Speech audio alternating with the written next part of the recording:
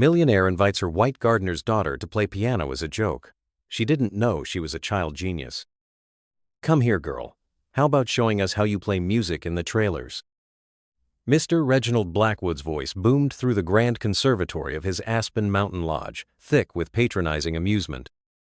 Aurora Hayes, 16, was helping her father, David, polish the antique silverware for Blackwood's annual charity gala when the millionaire decided to make her the evening's unlikely entertainment. The other guests, venture capitalists, tech moguls, and their impeccably dressed spouses, chuckled discreetly. Blackwood had organized the event to raise funds for arts education in underprivileged communities, an irony he found exquisite. I bet she can at least find middle C. Blackwood continued, gesturing toward the gleaming Bosendorfer grand piano. It'll be fun to see what this girl can do against someone who's actually studied at the conservatories. Miss Eleanor Vance, owner of a chain of luxury boutiques, whispered. I bet she's never seen a real grand piano, let alone played one. Laughter spread like a cold draft. Aurora's father, David, lowered his eyes, his knuckles whitening around the silver polish cloth. 15 years tending Blackwood's estate, raising Aurora alone, and he still had to watch his boss use his daughter as a prop. He knew Reginald. He'd seen the man transform from entitled heir to cruel socialite. David, you can stop polishing for a few minutes, Blackwood ordered with feigned benevolence.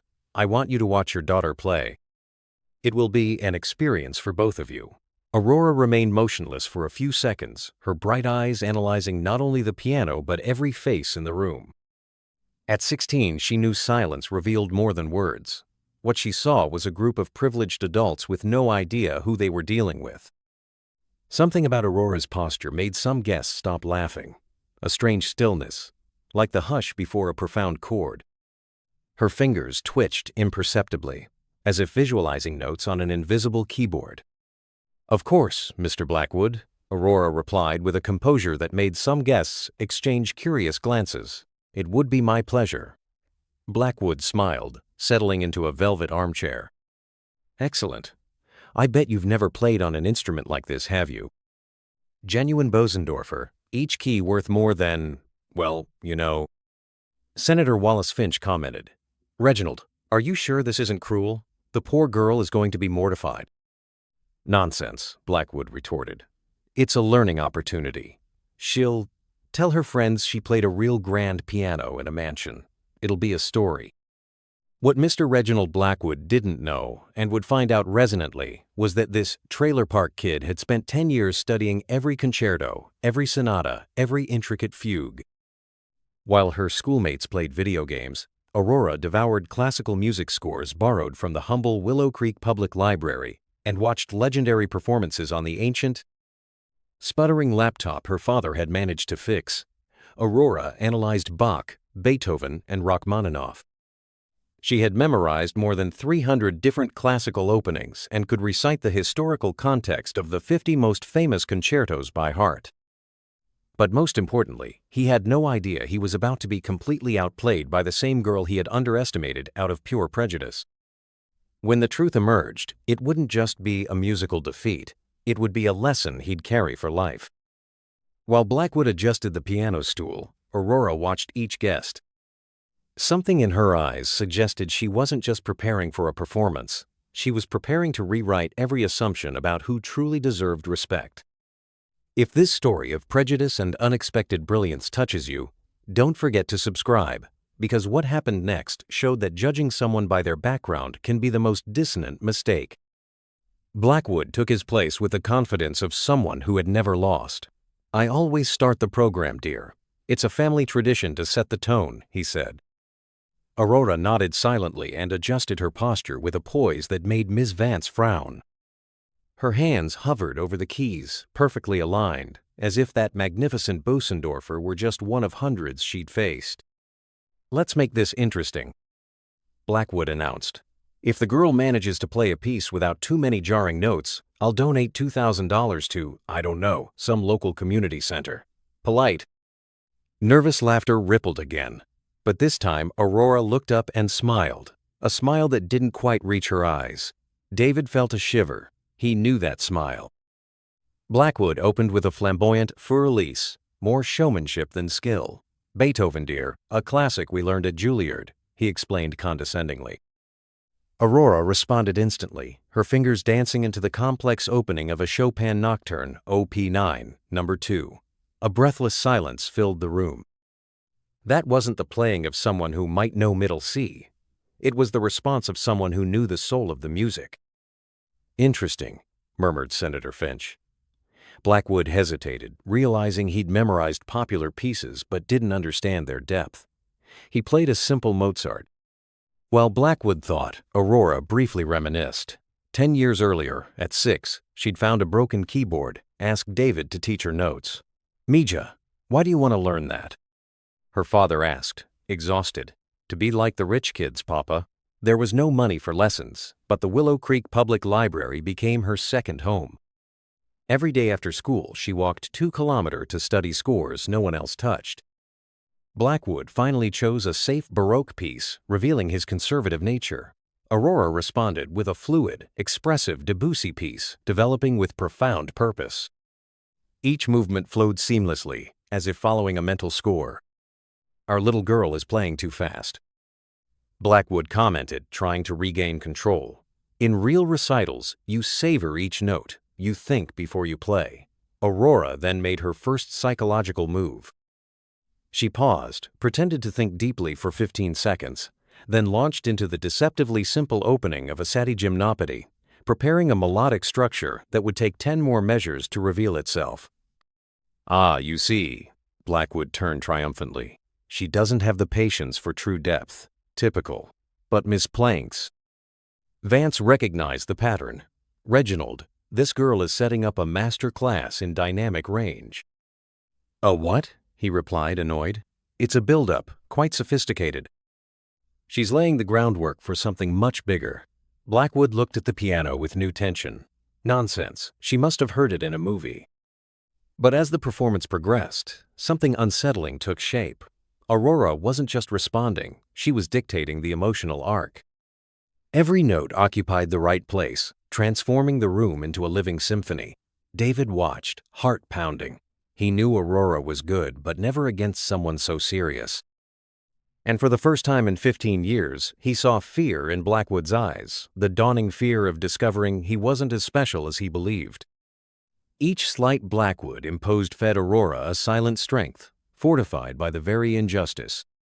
What those privileged people didn't know was that every act of contempt was signing his own sentence, written on the resonant keys of that piano, soon to become the stage for one of Aspen's greatest artistic humiliations.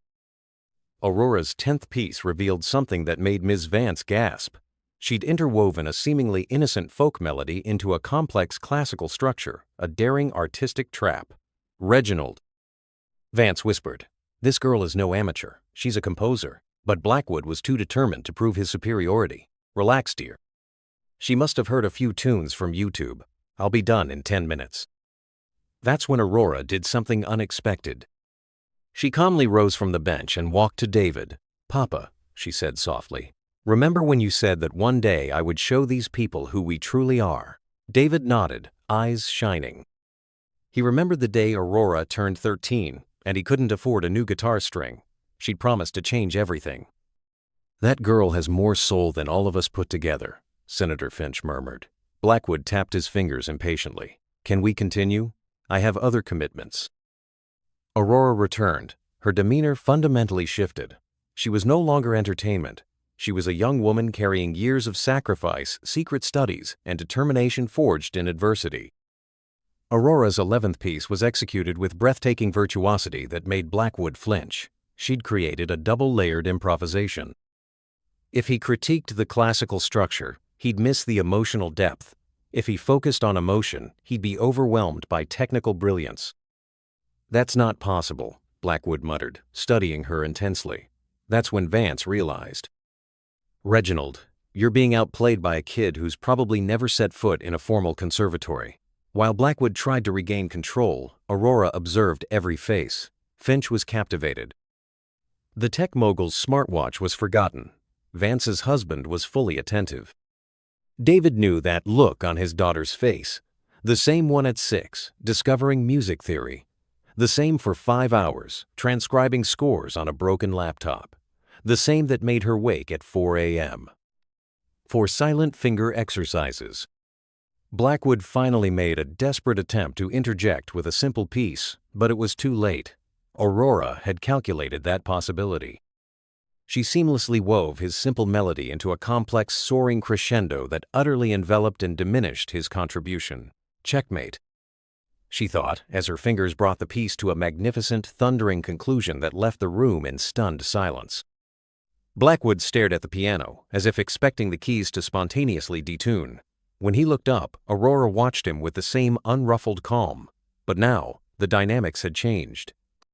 Guests looked at Aurora as someone who had rewritten all their assumptions about talent, class, and merit. They looked at Blackwood with embarrassment and profound disappointment. What Reginald Blackwood didn't know yet was that this defeat would be just the first note in a much larger symphony, where Aurora Hayes would rewrite her history and question the entire system of privilege. Blackwood stared at the piano for 15 seconds. His trembling fingers touched the keys. "That was luck," he muttered, confidence gone. "She must have memorized that specific improvisation." Senator Finch rose. "Reginald, that girl just executed an improvisation even I could tell was genius." "That's not memorization," Miss Vance discreetly recorded, recognizing the viral potential. "A prejudiced millionaire outclassed by a prodigy." "I don't accept that," said Blackwood, standing abruptly. "Something's wrong here. No one learns to play like that on their own. Someone trained her to humiliate me." Aurora remained seated. "Would you like a duet, Mr. Blackwood? I can play with anyone here or all of them at once if you prefer a symphony." A nervous murmur spread. After what they'd witnessed, no one dared doubt her. "You're being arrogant now," Blackwood retorted, face red. "A girl from the trailers doesn't talk to her superiors like that." That's when David stepped forward, looking Blackwood directly in the eye.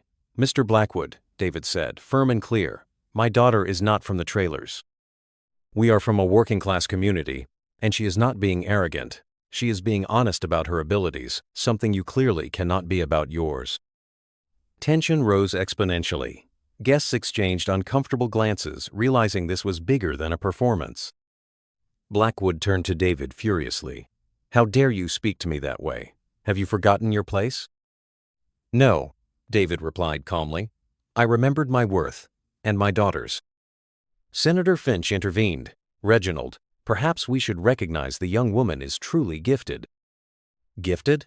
Blackwood laughed bitterly. "Don't you understand? This was set up. Someone trained her specifically to make me look like an idiot." Aurora finally stood. Her voice carried a maturity that silenced everyone. "Mr. Blackwood, do you want the truth? I wasn't trained to humiliate you. I spent 10 years studying music because I dreamed of playing for people who respected the art, people who understood that talent has no color, no social class, no last name. When you invited me to play How You Play in the Trailers, I thought I'd finally have a chance to show I deserved respect. But now I realize you never wanted a fair performance. You wanted a show of humiliation." Miss Vance had stopped recording. "How old are you, kid?" 16. "And how long have you been playing seriously?" 10 years. Vance looked at Blackwood with disbelief and sharp disapproval. "Reginald, you've just been outclassed by a self-taught teenager whose family you employ, a teenager you invited to play as a joke." Blackwood felt the weight of every gaze, not admiration or envy, but judgment. I didn't know she played seriously," he defended weakly. "The question isn't whether she played seriously," Senator Finch said, irritated. "The question is that you invited her to play, assuming she'd be easily defeated. Why? Because she's your gardener's daughter? Because she's white? Because she doesn't have money?" The silence was devastating. Aurora calmly touched the piano keys. "Thank you for the opportunity, Mr. Blackwood. It was educational." She turned to her father. "Papa, can we go? I have school tomorrow." David nodded, removing his polishing cloth. Before leaving, he turned to Blackwood. "Mr. Blackwood, thank you for showing me that my daughter deserves to be in much better places than this." As they walked out, Miss Vance called, "Aurora, are you interested in scholarships? I know some top music schools that would love someone with your talent." Aurora stopped and smiled, her first genuine smile of the night. "Very interested, ma'am." Vance handed her a crisp business card. "Call me on Monday." Blackwood watched motionless, processing his loss of control. In less than an hour, he'd gone from respected host to the man who underestimated a prodigy out of prejudice. When the door closed, guests left, offering cold farewells and disapproving glances. Blackwood was alone, staring at the piano where his arrogance had been dismantled. But tonight was just the first movement in a larger symphony where Aurora Hayes would rewrite her history and question the system of privilege. As Aurora walked home, she carried the card that would change her life. In her mind, she was already composing a symphony of proving true nobility cannot be bought, but is composed with character. 6 months later, Aurora Hayes walked the halls of the Curtis Institute of Music with a full scholarship. Ms. Vance had kept her promise. The video of that night went viral, 5 million views in 3 weeks, because Vance herself shared the story, turning Aurora into a symbol of overcoming and Blackwood into an example of what not to do. "Musical prodigy silences prejudiced millionaire" was the headline. Comments were relentless. "What a shame for that man, and that girl deserves every opportunity." Reginald Blackwood became persona non grata, his country club membership was cancelled, charities removed his name. Even Senator Finch avoided him. "Reginald has always been a snob, but I never imagined he could be so cruel," Vance's husband commented. The worst part for Blackwood was realizing Aurora had never sought revenge. She'd simply played music with mastery developed through years of quiet dedication. His humiliation was self-inflicted. David was promoted to head groundskeeper at a high-end resort in Vail, a job with double the pay and full benefits. It was recognition of his professionalism. Aurora founded a free online music mentorship program, connecting young people from underserved communities with experienced musicians. In 8 months, 1,500 children learned life harmonies. "Music taught me every person has unique melodic value." Aurora explained to NPR, "Reginald Blackwood taught me some people need to lose their audience to learn what truly matters." Asked if she held a grudge, Aurora smiled. "Grudges are like dissonant chords that only get in the way of the symphony. I prefer to focus on what I can compose." Blackwood called once, "Aurora, you orchestrated that situation." Aurora responded with a grace and understanding he should have shown. The lesson resonated far beyond Aspen. Aurora proved true nobility doesn't come from surnames or bank accounts, but from character forged in adversity and demonstrated through art. She turned prejudice into purpose, humiliation into growth. Today, Aurora sees no limitations, only possibilities created by her determination. Blackwood tried to diminish her, but revealed true greatness is lifting others up, not tearing them down.